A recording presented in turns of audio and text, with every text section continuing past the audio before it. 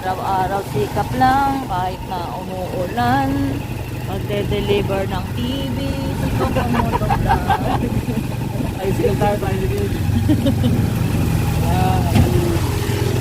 Yan, dahil nag-deliver ng sira in order.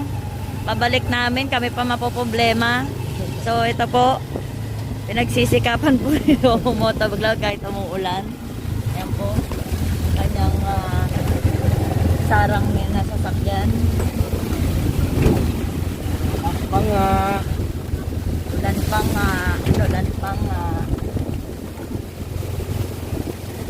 yan po ang aming dinadaanan, tinatahak namin. Lipat barangay po kami ngayon. From Barangay Commonwealth to Barangay Holy Spirit. Real quick. So, ganito tayo after 4 years. Pag nag-retire ka.